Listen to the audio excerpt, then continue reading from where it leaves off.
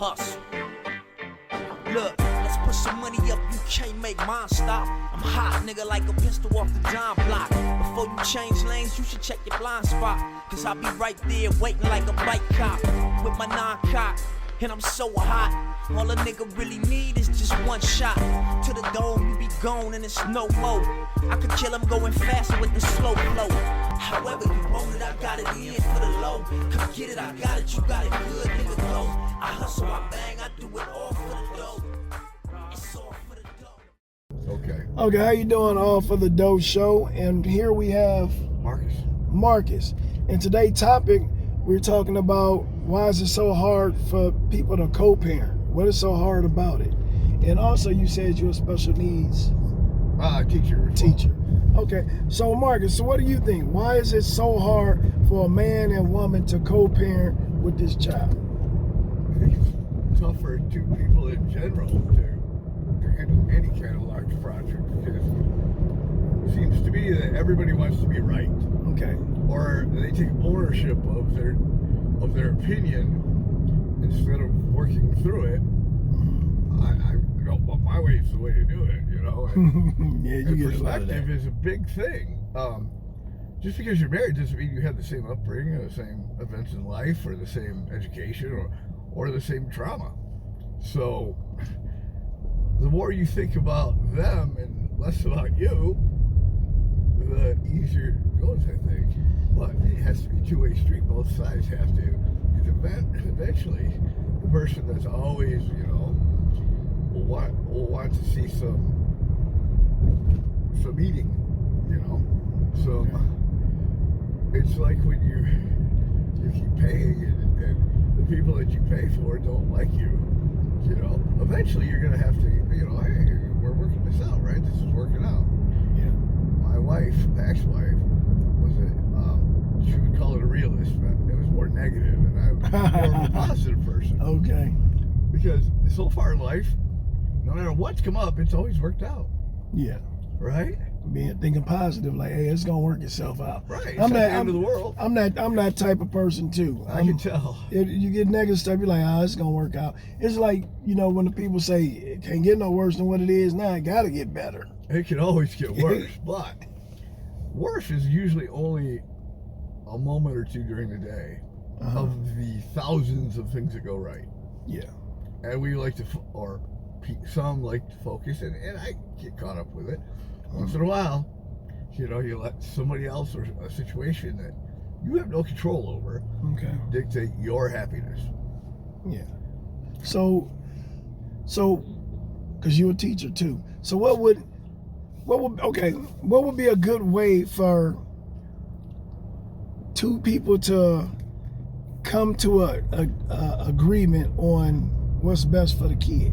Because like you said, you got two different people to say, well, my upbringing was right. Hey, I got whoopings, so that's why I don't do this. I'm gonna say, well, I didn't get no whooping, so I'm fine. So how do you meet in the middle to say we co-parenting? This is how we gonna do this. Well, first, being a parent is the most trauma or the most difficult time is when mom and dad are arguing. Okay. And they can also feel that they're not on the same page.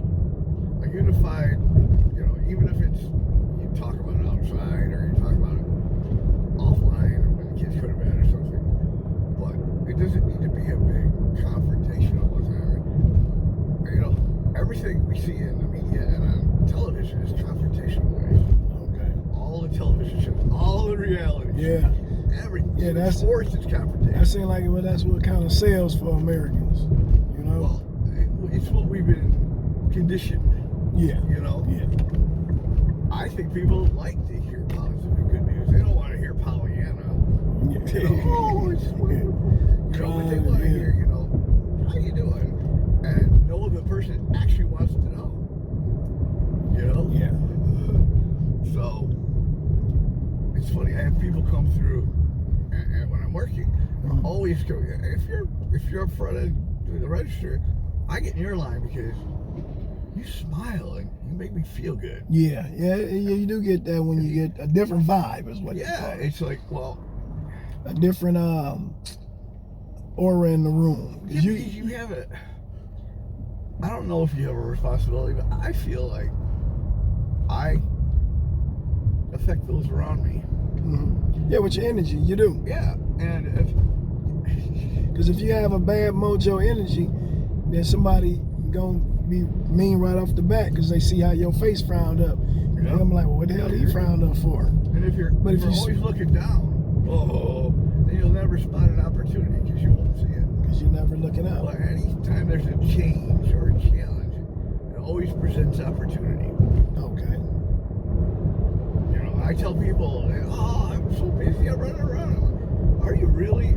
Because if you just picked one thing and didn't do that one thing, yeah, it would be much better, wouldn't it?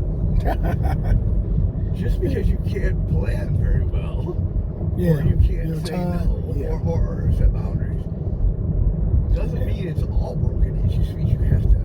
Just because you can doesn't mean you should. Got it. You know, I owned a company in and